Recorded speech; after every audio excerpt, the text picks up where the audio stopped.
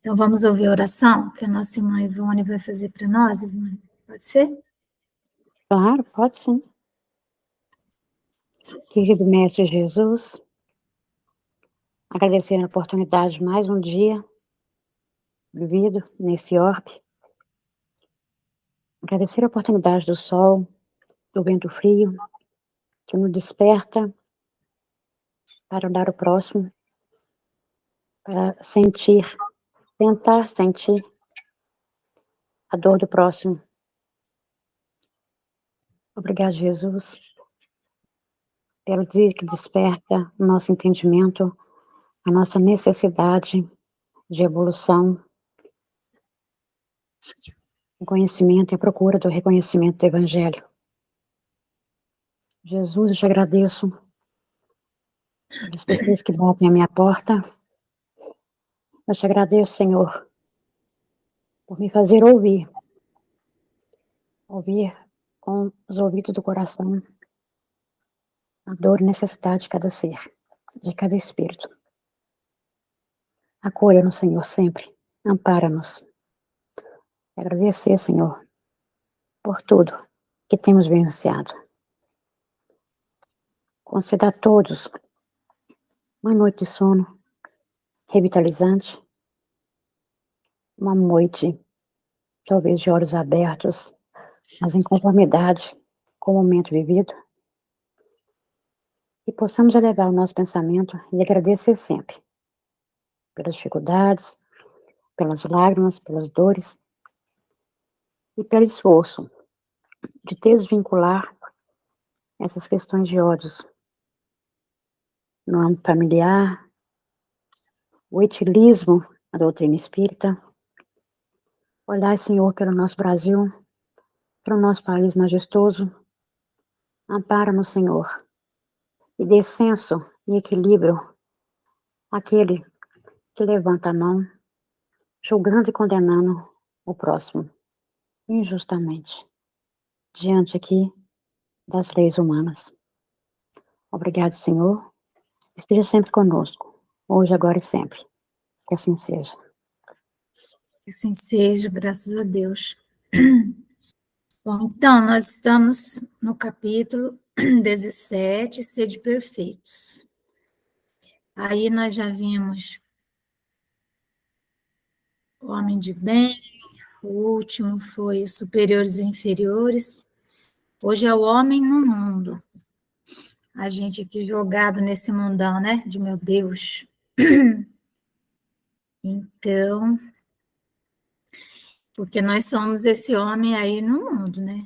Por mais que nós, no mundo espiritual, às vezes a gente até tem uma certa, vamos dizer assim, capacidade mais elaborada, tal, mas quando a gente encarna, né, aqui na Terra, são as leis da Terra, leis pesadas, então é difícil, não é fácil. Então vamos lá. Um sentimento de piedade deve animar o coração dos que se reúnem sob as vistas do Senhor e imploram a assistência dos bons espíritos. Então, piedade, né? Piedade, ela é o mais sublime dos sentimentos que nós podemos alcançar, né, antes do amor puro, porque piedade significa Deus em substância, né? Pie é Deus, idade é um sufixo que significa dar concretude, né, a aquilo que é abstrato. Então, Deus é uma coisa abstrata, então a gente transformar Deus em algo real, em algo concreto, né? Como que nós vamos transformar Deus em algo concreto, né? Deixa eu ver. Eliseu, Oi, Eliseu. Ele está entrando ainda. Deixa eu ver se entrou. Entrou.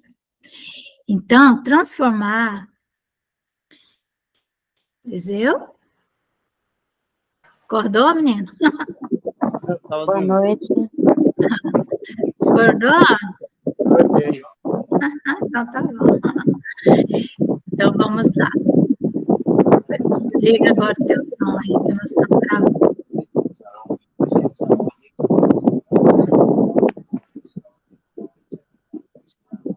Eliseu, desativa o teu som, tá?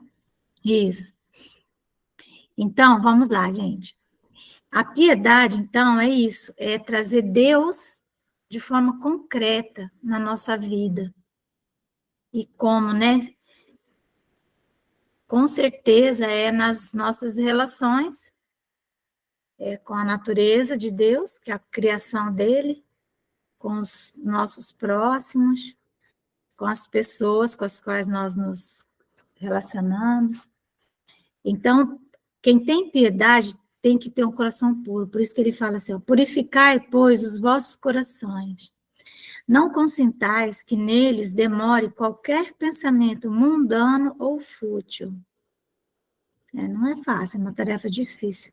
Elevai o vosso espírito àqueles por quem chamais, a fim de que, encontrando em vós as necessárias disposições, possam lançar em profusão a semente que é preciso germine em vossas almas e dê frutos de caridade e justiça. Então, está nos convocando a manter um estado de religiosidade, né, de alerta, de prestar atenção nos nossos pensamentos, nas nossas amizades, né, nas nossas relações, porque às vezes, né, a gente tem mesmo desvincular de algumas relações, às vezes familiares, às vezes no trabalho, às vezes sabe Deus onde que é, né? Desvincular e depois, lá na frente, a gente resolve. Não julgueis, todavia, que, exortando-vos incessantemente a prece e a evocação mental, pretendamos vivais uma vida mística que vos conserve fora das leis da sociedade, onde estáis condenados a viver. Olha só, viver na terra é uma condenação. Então, aquilo que eu falei, as leis, né? Nós temos leis na nossa sociedade, né? O pior, nós temos muita regra moral completamente ultrapassada, né? As pessoas ainda vivem nelas e, infelizmente, né? Tem muitos que ainda estão na Idade Média mesmo. Não, não. Vivei, a Jonatas. Então, está dizendo, não, não é isso. Vivei com os homens da vossa época. Viver com eles, né? Como devem viver os homens. Então, é para a gente viver normal. Aquilo que eu estava falando esses dias da Dona Joana de Ângeles, né? Ela reencarnando, com certeza ela vai usar uma jaquetinha jeans dessa aqui que eu tô, né? Com certeza. Vai viver como os demais, vai passar talvez despercebida, vai saber, né? Pode falar, Ivone. Vai usar um brinco de pérola e óculos também? Hã? Ela vai usar um brinco de pérola e óculos também? Eu acho, eu adoro Vera, acho que ela vai gostar também. Vai usar óculos, porque depois dos 40, né? Tem que usar. Então, eu acho isso aí, sabe? A gente tem que viver de acordo com o nosso tempo.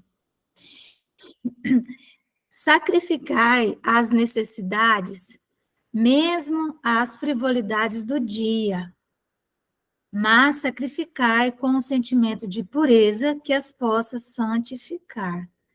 Então, olha só, o que isso significa?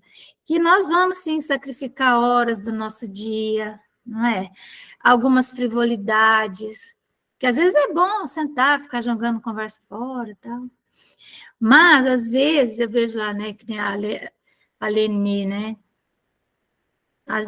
O dia todo, às vezes chegam pessoas, e às vezes ela não tem tempo, às vezes, ela, diz que para ela descansar, ela tem que viajar, né, sair dali e tal. Então, mas é um sacrifício que se faz sem sentir aquela, né, que está fazendo com peso. Não, é com pureza, fazer de uma forma que a energia amorosa ela possa ciclar, né? E aí isso nos traz alegria.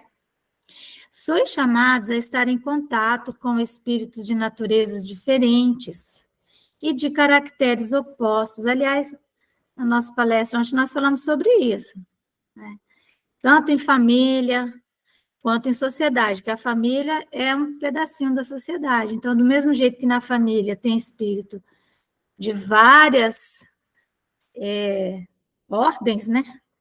Várias classes, também na sociedade. Não choqueis a nenhum deles com quem estiverdes. O que que isso significa? Tem gente, igual eu estou falando, que está lá na Idade Média do ponto de vista moral. Tem umas ideias a respeito do amor completamente errada, mas de posse, de propriedade, dessas coisas aí, né? Meu marido, minha mulher, né? Eu sou dono, ela é minha dona, essas coisas assim. Mas, se nós estamos com uma pessoa que pensa dessa maneira, nós temos que, não temos que escandalizar a pessoa. Não, mas não é assim. Não, a gente tem que aceitar cada um do jeito que é. Sede joviais, sede ditosos, né? Ser alegre, mas seja a vossa jovialidade a que provém de uma consciência limpa.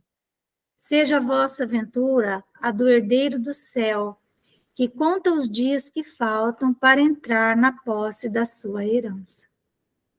Não consiste a virtude em assumir de severo e lúgubre aspecto, em repelirdes os prazeres que as vossas condições humanas vos permitem, né?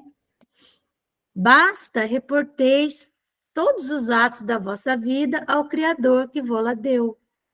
Basta que, quando começardes ou acabardes uma obra, eleveis o pensamento a esse Criador, e lhe peçais, no arroubo de alma, ou a sua proteção, para que obtenhais êxito, ou a sua bênção para ela, se a concluístes.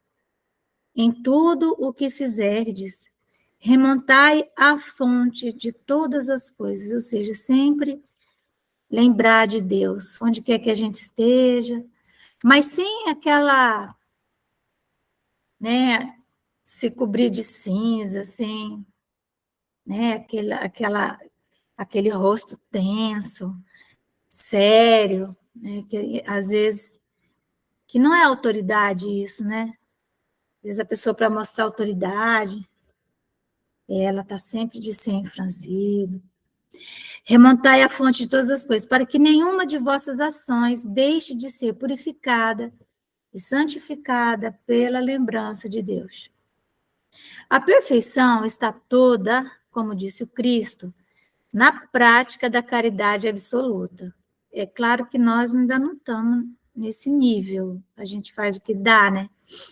Os deveres da caridade alcançam todas as posições sociais, desde o menor até o maior. Nenhuma caridade teria a praticar o homem que vivesse insulado. Insulado significa sozinho. Porque tem gente que, né, lá na Livro dos Espíritos, Lei de Sociedade, acho que começa na 773, se não me engano, fala, né, daquele que se isola para não pecar. Mas aí é fácil, né? Aí é mole. Unicamente no... Oi, Ivone, fala. Se referindo aí àqueles que se isolam para não pecar, são aquelas pessoas, eu respeito muito, mas eu vou fazer um comentário aqui. Acredito que seja um comentário infeliz.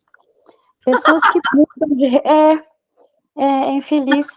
Pessoas que mudam de religião porque aquela religião não permite isso ou aquilo. Ah, sim.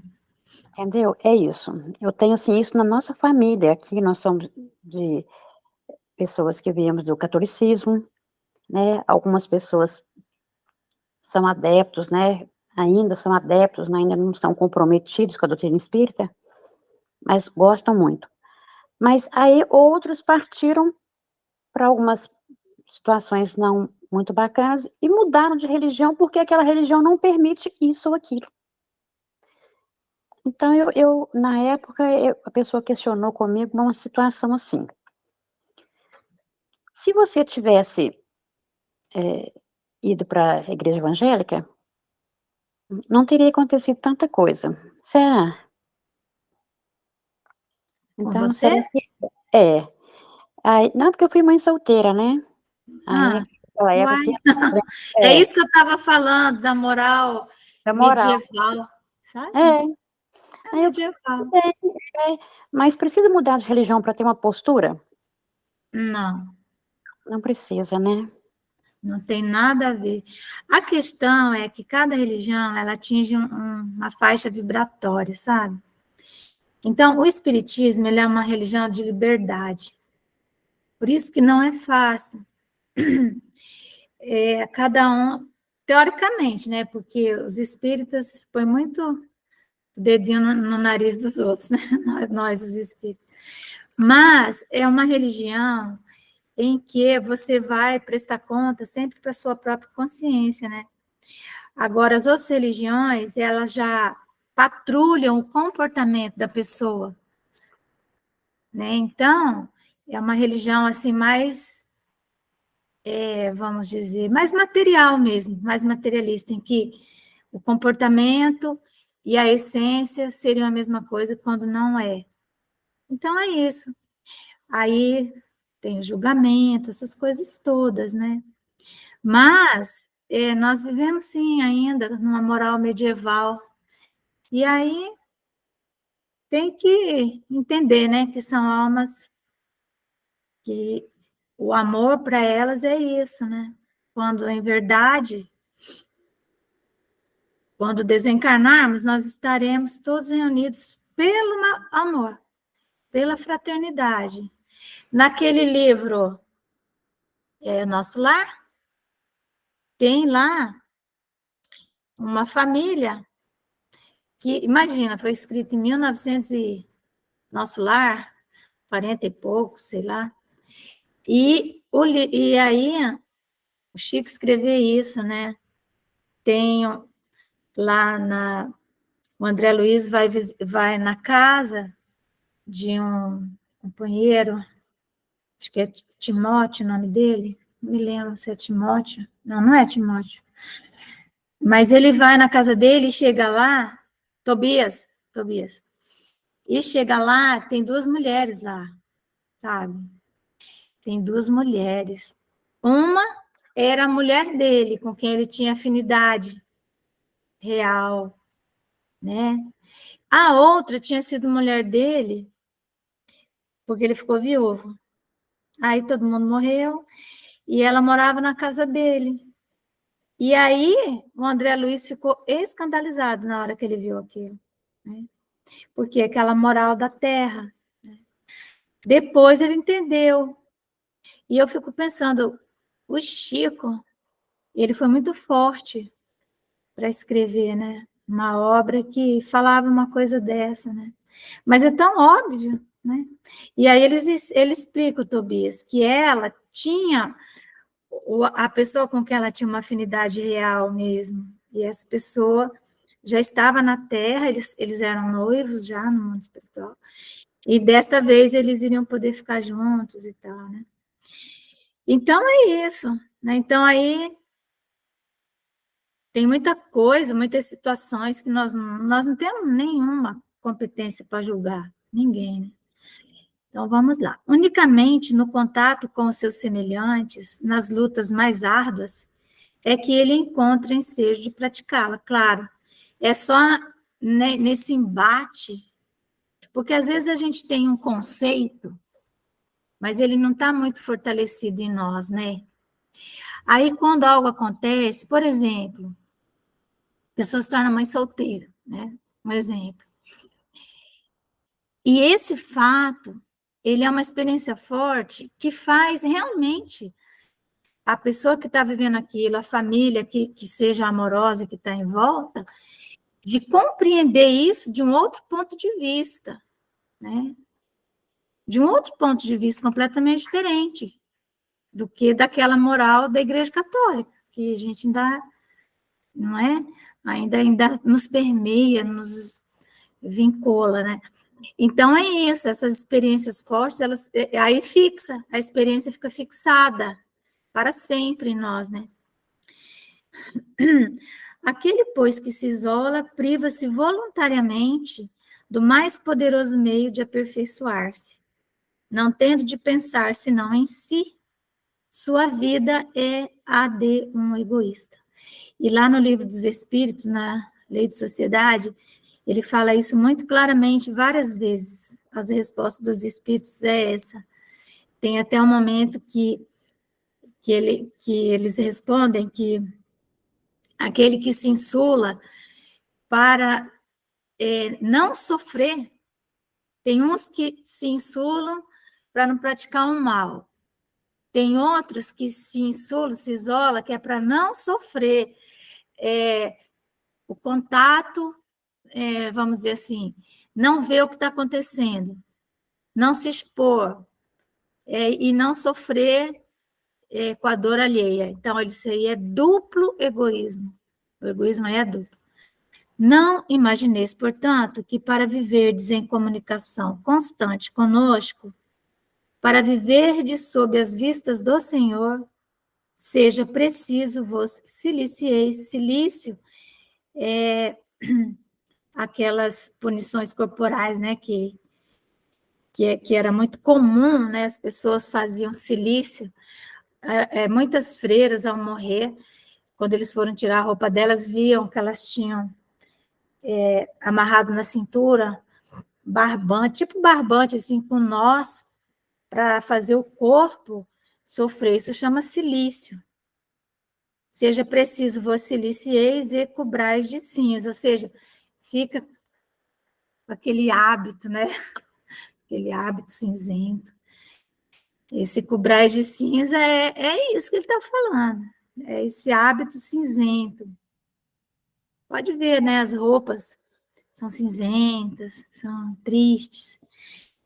Mas também tinha aqueles que jogavam cinzas em si mesmos para perder a forma, né? A beleza do rosto. Hoje não, a gente passa um batonzinho, né? Fica mais bonitinho. Porque não tem nada a ver, né? Então, não. Ainda uma vez vos dizemos. Não é isso. Nada de ficar com cinza na cara, botar aquelas roupas, aqueles véu preto. Não. Ainda uma vez vos dizemos. Ditosos sedes. Quer dizer, ser feliz, segundo as necessidades da humanidade, mas que jamais na vossa felicidade entre um pensamento ou um ato que o possa ofender, ou fazer-se velho semblante dos que vos amam e dirigem. Deus é amor, e aqueles que amam santamente, ele os abençoa.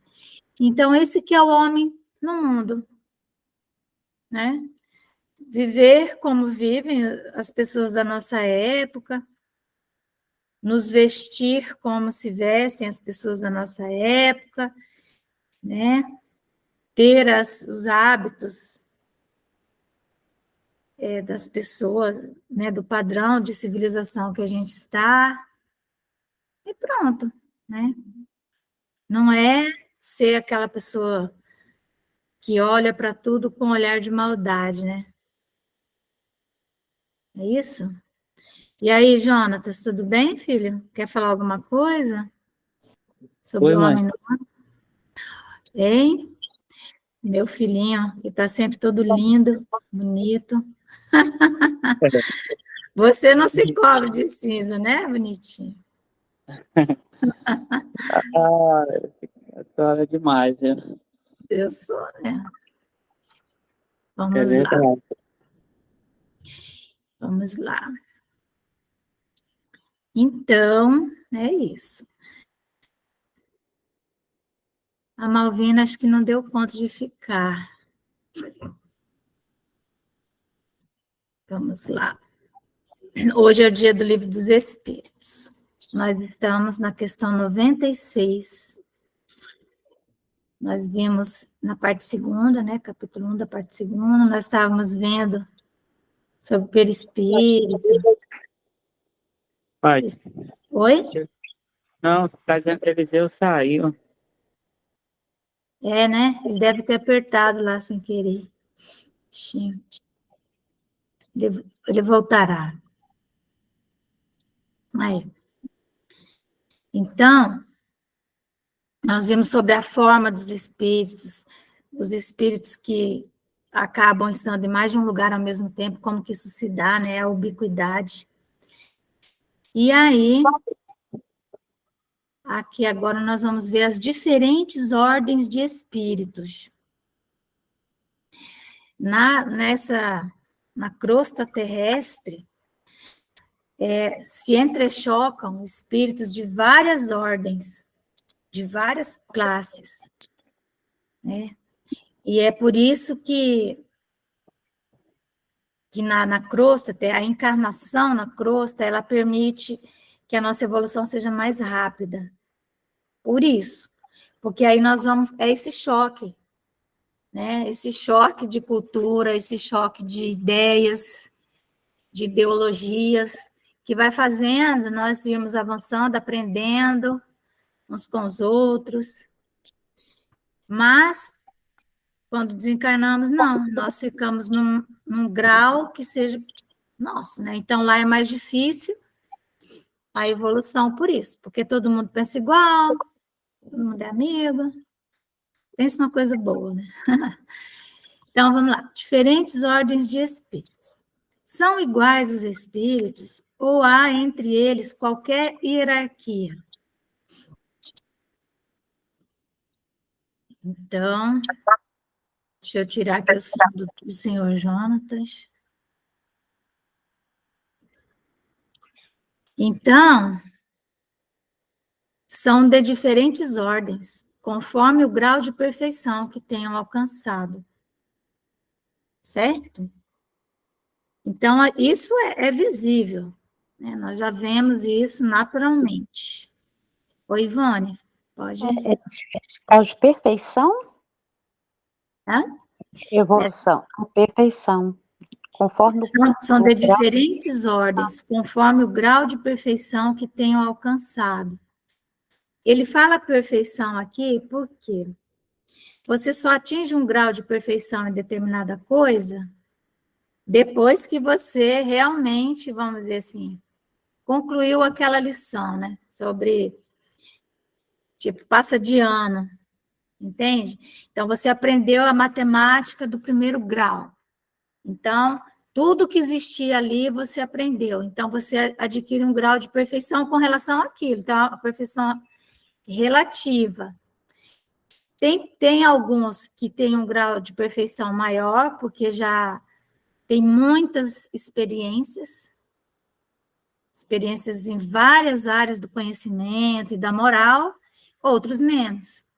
Então, por isso que são de diferentes ordens, né? As ordens ou os graus de perfeição dos espíritos são em número determinado? Questão 97. São ilimitadas em número, porque entre elas não há linhas de demarcação, traçadas como barreiras. Então, nós vamos saindo, né, de uma classificação e vamos entrando em outra gradativamente. Então, não tem uma divisão ali específica, por isso que ele fala que é ilimitada em número, de sorte que as divisões podem ser multiplicadas ou restringidas livremente. Todavia, considerando-se os caracteres gerais dos espíritos, elas podem reduzir-se a 3 principais. Então, 3 ordens principais. Certo? Então, na primeira ordem, colocar-se-ão os que atingiram a perfeição máxima. Definitivamente não somos nós. Os puros espíritos. Então, esses já não têm revestimento material mais. Esses são os espíritos mesmo, porque eles vivem no universo, povoam o universo, fora do mundo material. Então, eles são espíritos purificados. Bom, então essa é a primeira ordem. Formam a segunda ordem os que chegaram ao meio da escala. Então, veja que do meio até a primeira escala, né, tem ainda essa linha. Nesse caso, os da segunda ordem, qual a característica, né? O desejo do bem é o que neles predomina. Pertencerão à terceira ordem, os que ainda se acham na parte inferior da escala. Então, a terceira ordem são os espíritos que estão na parte mais inferior. Que são quem? Os espíritos imperfeitos. Então, a ignorância, o desejo do mal e todas as paixões más que lhes retardam o progresso. Eis o que os caracteriza. Então, a terceira ordem é a ordem desses espíritos, não é? Imperfeitos. Que nós nos enquadramos nessa categoria aí. Certo? Eu acho que nós ainda não estamos na segunda categoria, não. Vamos lá, 98.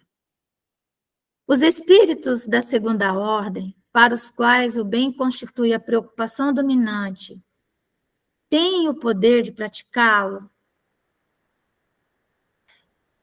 Então, aí, dentro da ordem, nós vamos ter várias, né, classes.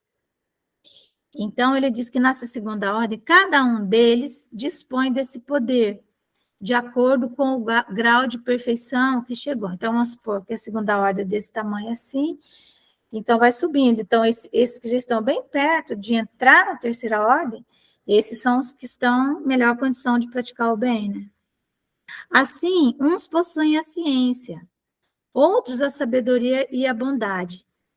Todos, porém, ainda têm de sofrer provas. Então, tem os homens de ciência, os homens de sabedoria e os homens de bondade. Essa é a segunda ordem. Os da terceira ordem são todos essencialmente maus. Eu acho que nós não estamos na terceira ordem, não, gente. Nós estamos na segunda, pelo amor de Deus. Vamos lá, 99. Vamos ver aqui. Os da terceira ordem são todos essencialmente maus? Não. Uns há que não fazem nem o mal nem o bem. São os indiferentes. Os espíritos indiferentes. Eles, consciência de sono, que a gente chama. Eles, a preocupação deles é comer, beber, dormir, conforto, né? É isso aí. Outros, ao contrário, se comprazem no mal e ficam satisfeitos quando se lhes depara a ocasião de praticar. Eles têm prazer na prática do mal, porque eles se habituaram tanto a praticar o mal e a sentir, né, aquela sensação de prazer, que ficaram viciados. Há também os levianos, ou estouvados, mais perturbadores do que malignos, que se comprazem antes na malícia do que na malvadez, e cujo prazer consiste em mistificar e causar pequenas contrariedades de que se riem. Então, eles gostam de bagunçar, né? Fazer bagunça. São aqueles espíritos. Muito bem, aí nós vamos estudar essa escala espírita. Então, já vimos, tem 3 ordens, uma que é espírito puro, aí temos a ordem que é a segunda ordem, né?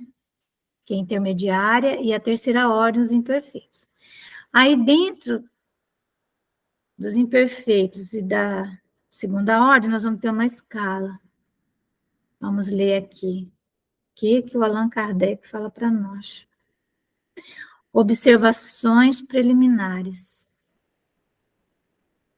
A classificação dos espíritos se baseia no grau de adiantamento deles, nas qualidades que já adquiriram e nas imperfeições de que ainda terão de despojar-se, aquilo que eles vão ter que eliminar em si. Esta classificação, aliás, nada tem de absoluta. Apenas no seu conjunto, cada categoria apresenta caráter definido. De um grau a outro, a transição é insensível. E nos limites extremos, os matizes se apagam, como nos reinos da natureza, como nas cores do arco-íris, ou também como nos diferentes períodos da vida do homem. A gente não percebe quando sai de uma fase e entra em outra, né?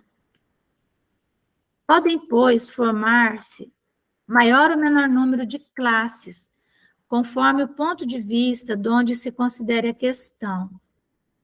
Dá-se aqui o que se dá com todos os sistemas de classificação científica, que podem ser mais ou menos completos, mais ou menos racionais, mais ou menos cômodos para a inteligência. Sejam, porém, quais forem, em nada alteram as bases da ciência. Assim, é natural que, inquiridos sobre este ponto, hajam os espíritos divergido quanto ao número das categorias, sem que isto tenha valor algum. Entretanto, não faltou quem se agarrasse a essa contradição aparente, sem refletir que os espíritos nenhuma importância ligam ao que é puramente convencional. Para eles, o pensamento é tudo. Deixam-nos a forma, a escolha dos termos, as classificações, numa palavra, os sistemas. Isso é igual com as leis morais, né? Dividiu em 10 leis morais, e os espíritos disseram, didaticamente, se isso fica bom para vocês, tá bom para nós. Mas a lei que resume todas é a lei de justiça, amor e caridade, né? Façamos ainda uma consideração que se não deve jamais perder de vista, a de que, entre os espíritos, né, os desencarnados, vamos dizer assim, do mesmo modo que entre os homens, há os muito ignorantes, de maneira que nunca serão demais as cautelas que se tomem contra a tendência a crer que, por serem espíritos, todos devam saber tudo. Qualquer classificação exige método, análise e conhecimento aprofundado do assunto. Ora, no mundo dos espíritos, os que possuem limitados conhecimentos são, como neste mundo, os ignorantes, os inaptos a apreender uma síntese e a formular um sistema. Só muito imperfeitamente percebem ou compreendem uma classificação qualquer. Ainda bem que nós tivemos o Kardec, né? Que era o rei da codificação, da organização, da classificação.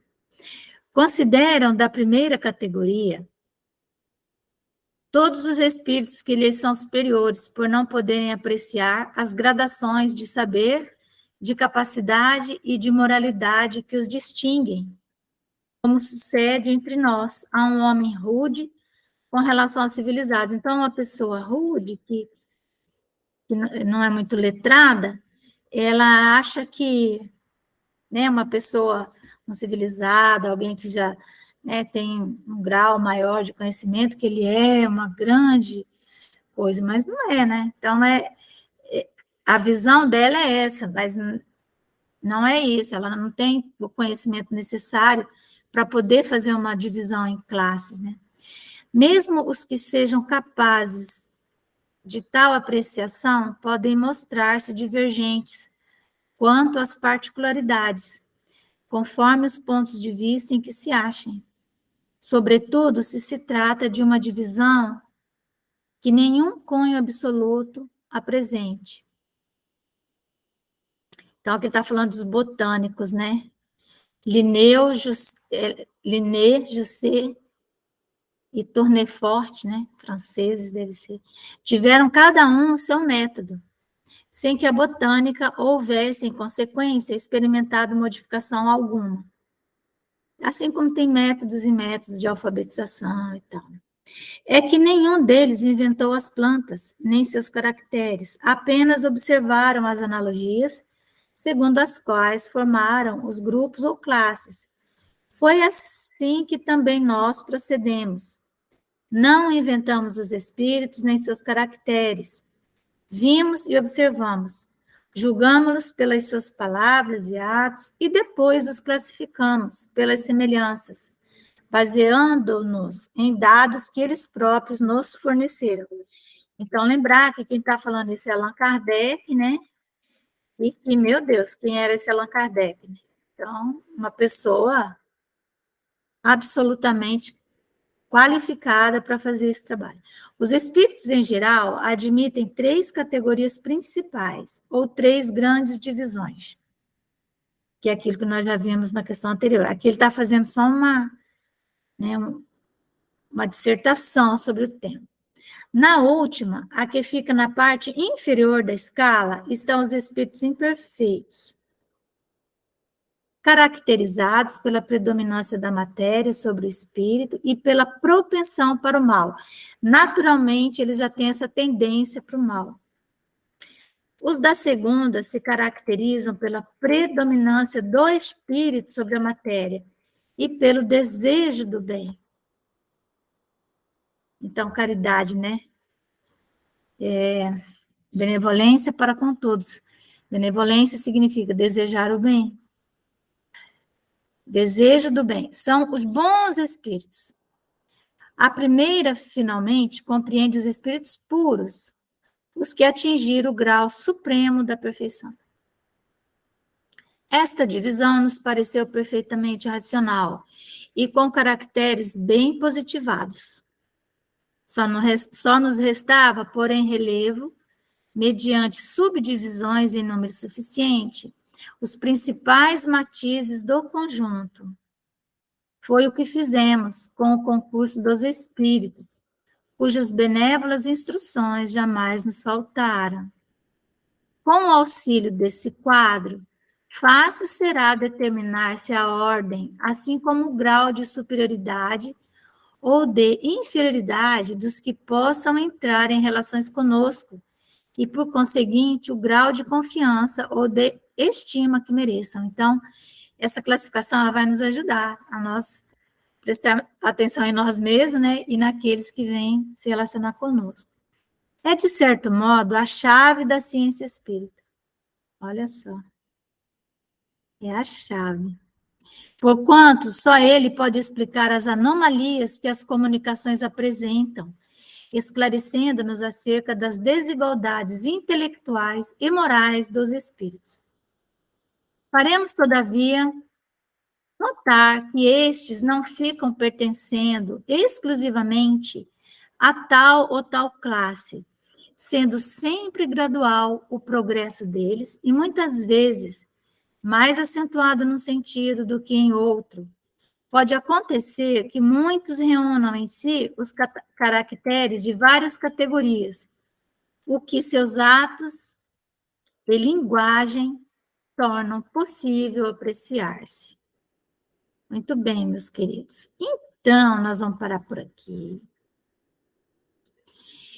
Na próxima terça-feira, nós vamos seguir com o entendimento, né, agora já da classificação da terceira ordem, da segunda ordem e dos espíritos puros. Os puros é uma classe única, né? Tá certo? É muito importante estudar, né, a doutrina espírita na obra básica, sabe? Existe um projeto que eu sempre observei desde das minhas primeiras, né, entrância aí pelo espiritismo, lá no Paraná ainda, que é comece sempre pelo começo, né? Então, nós temos que estudar o espiritismo na obra básica, sem dó, pegar e lendo ali. É verdade. Sem, né? Estudar. É claro que nós vamos estudar também outras coisas e falar de psicologia, de muita coisa, mas não podemos abrir mão, né? Trocar o estudo da obra básica por outro, porque toda vez que a gente volta, esse estudo do Livro dos Espíritos nós temos há anos, então a gente termina, volta, e a gente está sempre vendo coisas que não conhecia, porque é muito profunda a doutrina, né? Muito mesmo. Então, é isso, meus queridos. Eu vou ver, então, na próxima terça, igual eu estou falando, já estou avisando a galerinha, que se eu conseguir pessoas, falar com a tia Rosa, se ela pode, ela, o Davi e o Daniel, a Ivone também vai ficar stand-by aí para nos ajudar. O Jonathan disse que vai ficar também, assim, vibrando, né, de vez em quando, vai fazer uma leitura, né, um negócio ou outro. Aí, cadê a Julie? Fugiu, né? Você esqueceu, né? Eu Cadê a vou Julie? sim. A Júlia saiu, alguma coisa. Ah, não, ela está aqui, ó. Aqui, Júlia. Tem a Júlia também. Não, a Júlia com certeza. A Júlia é meu braço direito, esquerdo, né, Júlia? De perna, não. Estou aqui. Bonitinha. Mas você não conta, você tem que ser mais pessoas, entendeu? Tem que ser mais. Então é isso, gente. Vamos encerrar. Quem que faz a nossa oração? Está em condição, Júlia, de fazer a oração? Ou o Jonas? Já vi que o Jonas... Você faz, Jonas? Faço, mãe. Então faz. Então vamos fechar os nossos olhos. Vamos acalmar os nossos corações, elevar o nosso pensamento a Deus e agradecer. Senhor Jesus, Mestre amado, de infinito amor e bondade, Deus Pai Todo-Poderoso, benfeitores espirituais que nos acompanham em nossos lares, no dia a dia, nos nossos afazeres. Queremos te agradecer, Senhor, por mais este momento em família, por mais este momento de aprendizado, por mais este momento de estudo, pela oportunidade, Senhor, de aprender a tua doutrina, os teus ensinamentos, de aprender a perdoar, a tolerar, ter compaixão com o nosso próximo, de poder refletirmos nos nossos erros, de poder corrigir os nossos erros.